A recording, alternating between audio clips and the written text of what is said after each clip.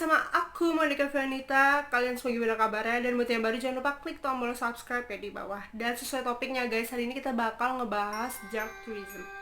Jadi buat kalian yang belum tahu apa itu dark tourism, aku bakal memperkenalkan sedikit definisi dari dark tourism. Jadi itu adalah sebuah wisata minat khusus. Kenapa disebut wisata minat khusus guys?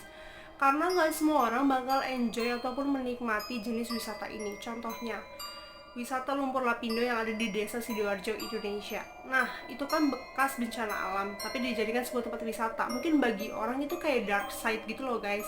Suatu yang bukan dinikmati, tapi bagi beberapa orang itu tuh suatu nilai khusus karena di situ kita bisa mengenang peristiwa yang terjadi. Contoh selanjutnya adalah kalau kalian nggak tahu, mungkin kita bisa ngambil suatu wisata horor. Seperti misalnya kalian mau uji nyali guys di Lawang Sewu pada malam hari. Nah itu bisa kita sebut sebagai dark tourism. Intinya guys, dark tourism itu tuh nggak semua orang bakal enjoy dan bakal mau mencoba wisata tersebut. Ini kita bakal ngebahas salah satu dari dark tourism, dan ini merupakan sebuah tradisi yang bernama sky burial, atau kalau kita Indonesia itu sebagai pemakaman mayat. Nah, mungkin kalian berpikir-pikir apa yang salah dengan pemakaman, karena biasanya pemakaman hanya dilakukan dengan cara dikubur ataupun dikremasi. Tapi guys, di Indonesia kita juga punya sesuatu yang unik, yaitu Desa Trunyan. Aku udah pernah bahas itu di YouTube aku sebelumnya. Kalau mayat-mayat yang ada di desa itu diletakkan di udara yang terbuka, gitu aja, benar-benar dibiarin. Dan ada juga di Toraja, jadi mayat-mayatnya itu diletakkan di sebuah tebing goa, dan beberapa tahun sekali akan dilakukan upacara pergantian baju. Sama uniknya guys, tapi mungkin ini lebih mengerikan ataupun lebih unik bisa kita bilang, karena mayat-mayat yang ada di sini diberikan kepada burung bangkai. As for your information, sky burial ini gak hanya ada di Tibet, tetapi ada di berbagai tempat lainnya seperti Mongolia, Bhutan, Qinghai, Sichuan, Sikkim, dan Sanskrit.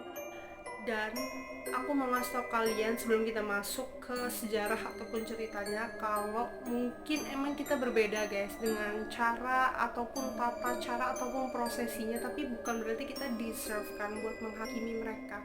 Mungkin juga mereka kayak gitu, kalian juga harus memahami ada beberapa faktor ataupun ada beberapa kepercayaan yang mungkin gak sama dengan kita guys.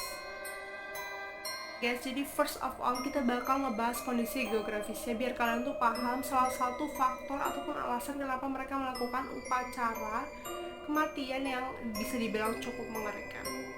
Jadi guys, Tibet ini adalah sebuah wilayah yang sebagian besarnya adalah bukit dan ketinggiannya mencapai 4.900 meter. Selain itu juga guys, di sini lapisan tanahnya itu hanya sekitar 2-20 cm saja. Can you imagine that guys? 2-20 cm, penggaris 30 cm aja nggak nyampe guys. Gimana mereka mau ngubur orang yang telah meninggal di dalam tanah?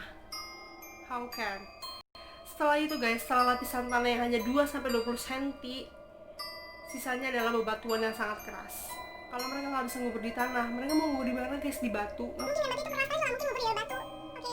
Dan selain itu juga guys, di sini suhunya itu sangat dingin karena dia berada di ketinggian kan. Jadi udaranya tuh kering, sehingga bakteri pengurai itu guys susah hidup di sini. Jadi kalau kalian mikir kenapa nggak kayak yang di Bali aja, di desa Trunyan dibiarin aja mereka, nanti juga bakteri pengurai menguraikan tubuh mereka. Itu susah guys di sini karena ya tadi kondisinya sangat dingin, jadi bakteri pengurai susah hidup guys di sini.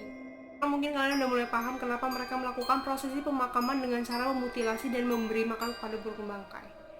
Sekarang guys, aku bakal ngasih tahu versi-versi tata cara dalam melakukan prosesi tersebut. Dan ini ada 4 versi dan aku bakal ngasih tahu keempat-empatnya. Versi yang pertama guys, jadi jenazahnya dipotong dulu sebelum diberikan kepada burung bangkai. Yang kedua, jenazah diletakkan begitu saja di padang terbuka dan di sekitar tubuh mereka disulut dupa untuk memanggil kawanan burung bangkai. Versi yang ketiga, tubuh jenazah akan disayat atau dipotong kecil hingga beberapa bagian menggunakan alat dari batu untuk menghancurkan tulang dan daging, lalu mencampurnya dengan tepung, mentega, dan susu. Dan ini adalah versi keempat yang merupakan versi paling rinci dan versi paling panjang. Tulang belakang dari tubuh mayat tersebut dipatahkan agar dapat diringkas dengan cara digendong di punggung teman dekat atau keluarga. Menuju tempat prosesi pemakaman, kemudian rambut adalah bagian pertama yang dipotong. Menyusul pengirisan kepada bagian tubuh, isi perut kemudian dikeluarkan, dan pemotongan anggota tubuh. Setelah daging teriris alias terpisah dari tulang, maka kemudian segera dilemparkan kepada burung bangkai yang telah menunggu.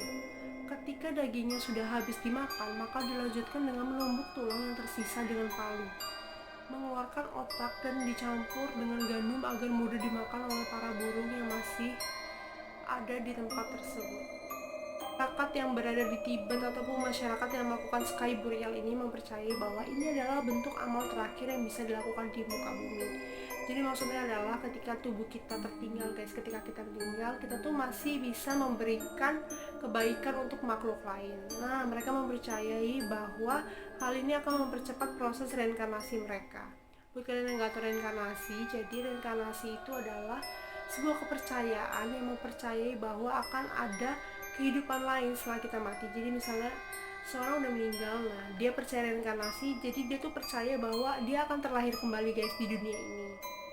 Pun reinkarnasi ini berkaitan dengan sebuah agama guys, tapi terdapat teori yang mengatakan bahwa sebelum agama ini masuk ke dalam wilayah Tibet, masyarakatnya itu sudah melakukan budaya ataupun tradisi pemakaman seperti ini.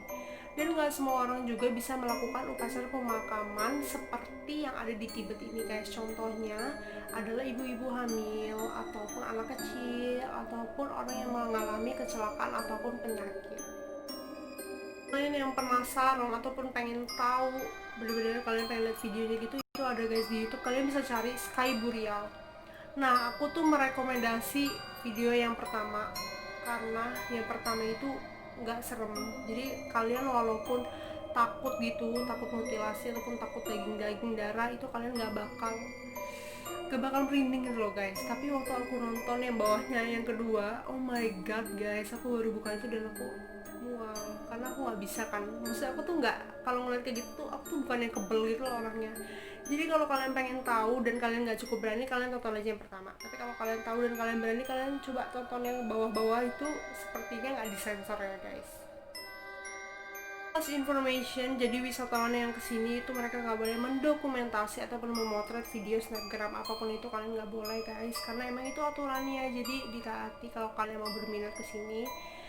Dan thank you guys buat kalian udah nonton. Sebenarnya aku tuh pengen banyakin video traveling aja, kayak video aku waktu di Explore Lampung, waktu aku ngunjungin pantai-pantai, karena itu kayak lebih enjoy gitu loh guys, videonya lebih hidup menurut aku. Tapi kalau lagi covid gini kan aku juga keluar ngebatasin ya, kalau nggak penting-penting banget. Kemarin aja karena aku ada penelitian buat jurnal aku, jadi aku bisa guys nge-explore. Tapi kalau lagi gini kan kita sulit guys. Jadi buat kalian yang mungkin agak boring dengan cerita-cerita kayak gini ataupun pembahasan aku yang cuma di dalam ruangan, mau bersabar karena aku pengen banget nge-update wisata gitu saat aku lagi traveling. See you in the next video guys, bye.